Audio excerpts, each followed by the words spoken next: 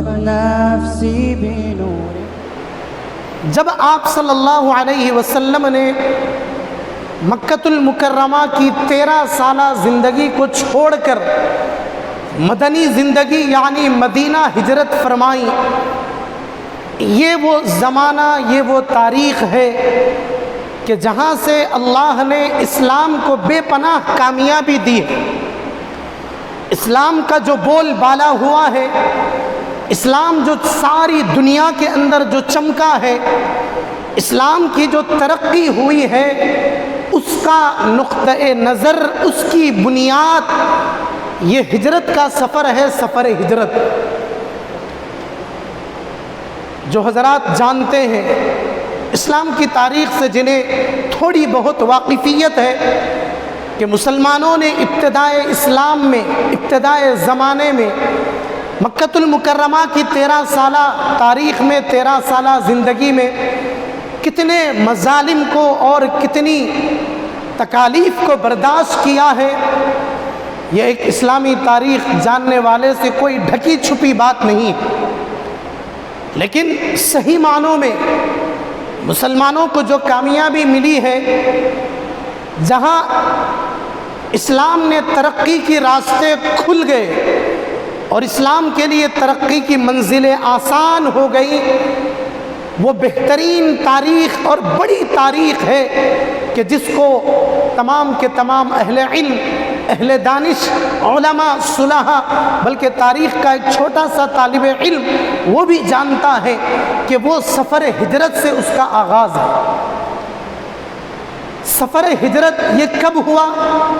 اسی ماہ سفر المظفر، اس کی آخری تاریخ 26 سفر کو آپ صلی اللہ علیہ وسلم نے مکۃ المکرمہ سے مدینہ کی جانب ہجرت فرمائی.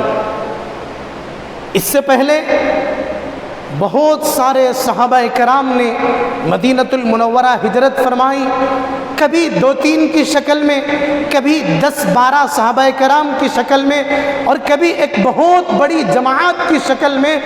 وقتاً فوقتاً، آہستہ آہستہ صحابہ کرام نے مکۃ المکرمہ سے مدینہ ہجرت فرمائی.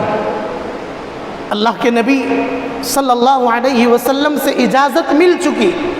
آپ صلی اللہ علیہ وسلم نے کفار و مشرکین کے ظلم و ستم کو دیکھتے ہوئے، کفار و مشرکین کے ستانے کو دیکھتے ہوئے صحابہ کرام کو اجازت دے دی کہ اے میرے صحابہ کرام، اب تم مکۃ المکرمہ سے مدینہ ہجرت کر سکتے ہو.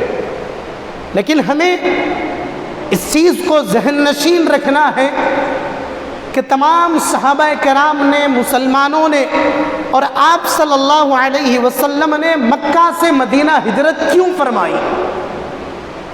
مکہ سے مدینہ ہجرت اس لیے فرمائی تاکہ اسلام کے جو اصول ہیں، اسلام کی جو بنیادی چیزیں ہیں، اسلام کی جو بیسک چیزیں ہیں کہ جن کے اوپر عمل کیا جا سکے اور اسلامی اصولوں کو اپنی زندگی میں لایا جا سکے.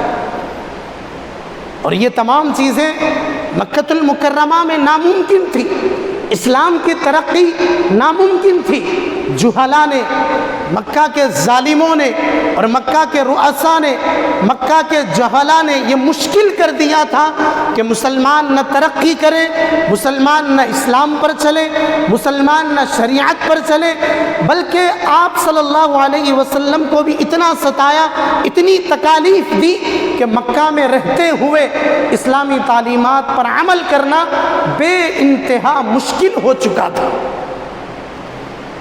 تو آپ صلی اللہ علیہ وسلم نے ضروری سمجھا کہ اب وہ وقت آ چکا کہ اسلام ایک ترقی کے راستے پر جائے.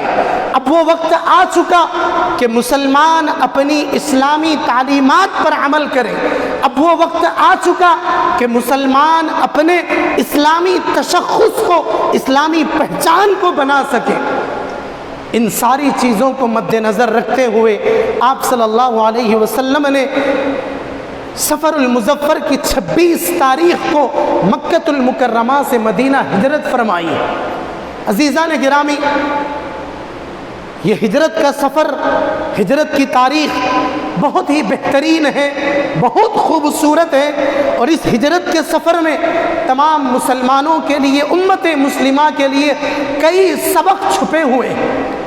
دیکھیے، غور کریں کہ معراج کے سفر پہ اللہ تبارک و تعالیٰ نے آسمانوں پر بلانے کے لیے ایک بہترین سواری براق کی شکل میں انتظام کیا کہ آنن فانن براق کی سواری نے 1 2 3 قدموں کے اندر آپ صلی اللہ علیہ وسلم کو ملک شام مسجد اقصی پہنچا دیا، اور پھر وہاں سے کن فیکون تھوڑی ہی دیر میں دیکھتے ہی دیکھتے آپ صلی اللہ علیہ وسلم ہجرت کے معراج کے سفر پر چلے گئے۔ لیکن یہاں اللہ نے ایسا نہیں کیا۔ اللہ کی ذات چاہتی قادر مطلق ہے، اور اگر اللہ تبارک و تعالیٰ چاہتے تو ہجرت کے سفر میں بھی ویسا ہی فرماتے کہ آنن فانن اچانک کن فیکن کے اشارے سے کسی سواری کے ذریعے مکہ سے اٹھایا اور مدینہ پہنچا دیا۔ لیکن اللہ تبارک و تعالیٰ نے ایسا نہیں کیا۔ کیوں؟ اس کی وجہ علماء نے یہ لکھی ہے تاکہ امت کو تعلیم دے سکے، امت کو سکھا سکے، امت کو بتلا سکے کہ قیامت تک کے لیے اگر اسلام کے راستے میں جتنی مشکلیں آئیں، اسلام کی راستے میں ظالم و جابر طاقتیں اسلام کا راستہ روکنے لگے، ظالم و جابر طاقتیں مسلمانوں کو ستانے لگے، تو مسلمانوں کے پاس کوئی راستہ تو ہو، کوئی ایک نشان ہو، ایک نشان منزل ہو، ایک عملی نمونہ ہو۔ اس عملی نمونے کو اللہ تبارک و تعالیٰ نے آپ صلی اللہ علیہ وسلم کے اس سفر ہجرت کے اندر چھپا کر رکھا۔ اللہ کے نبی صلی اللہ علیہ وسلم کو چاہتے تو کن فیکن کے ذریعے آنن فانن مکہ سے مدینہ پہنچا دیتے، لیکن ایسا نہیں ہوا، بلکہ اللہ نے یہ سکھایا ہے، امت کو بتلایا ہے، تعلیم دی ہے کہ دیکھو جب کبھی مشکلات آئے، جب کبھی مصیبتیں آئے، ظلم و ستم کے پہاڑ ٹوٹ جائیں، مدد تو ضرور اللہ کی آئے گی، مدد اللہ ہی سے مانگنی ہے، لیکن دنیا دار الاسباب ہے، دنیا دار الاسباب ہے، یہاں اس کے لیے اسباب اختیار کرنا پڑے گا، اور وہ اسباب کیا ہے؟ وہ ہے تیاری۔ کسی بھی سفر کے لیے، کسی بھی موقع کے لیے، چاہے وہ موقع نازک سے نازک ترین ہو، ظلم و ستم والا معاملہ ہو، کتنی کٹھن سے کٹھن مشکلات کیوں نہ ہو، مسلمانوں کو اسباب اختیار کرنا ہے۔ جیسا کہ آپ صلی اللہ علیہ وسلم نے ہجرت کے سفر میں اسباب اختیار کیے۔ پہلا سبب، تمام مسلمانوں کو، صحابہ کرام کو حکم دے دیا کہ تم 2 3 4 5 10 12 کی شکل میں آہستہ آہستہ مکہ سے مدینہ ہجرت کر لو۔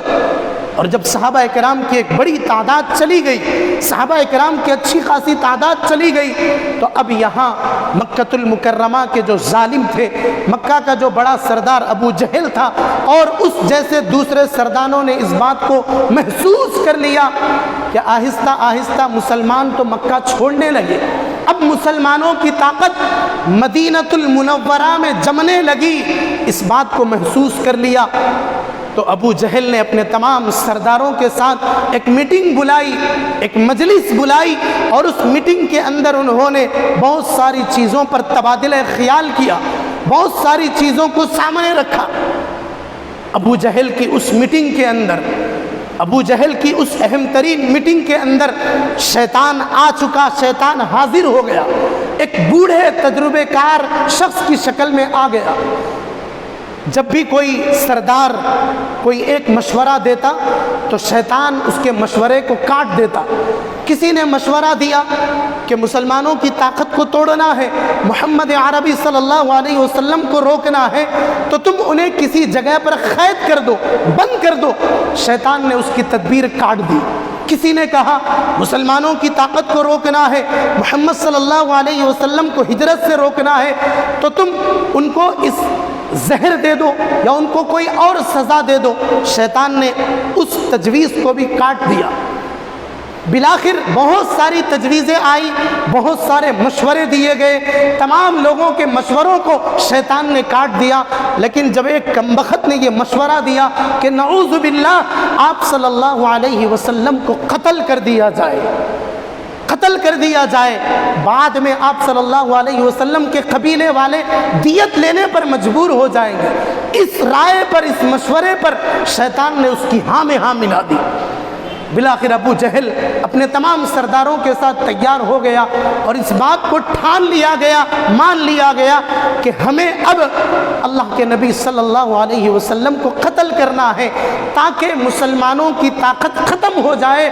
اسلام جو پھیل رہا ہے, اسلام کی طاقت کو جڑ سے کاٹ دیا جائے تاکہ محمد عربی کو نعوذ باللہ جب کفار و مشرکین اپنے منصوبے کے مطابق قتل کر دیں گے تو پھر اسلام نہ پھیلے گا, نہ اسلام کی ترقی ہوگی, نہ مسلمان آگے بڑھیں گے, نہ مسلمانوں کی طاقت آگے بڑھے گی.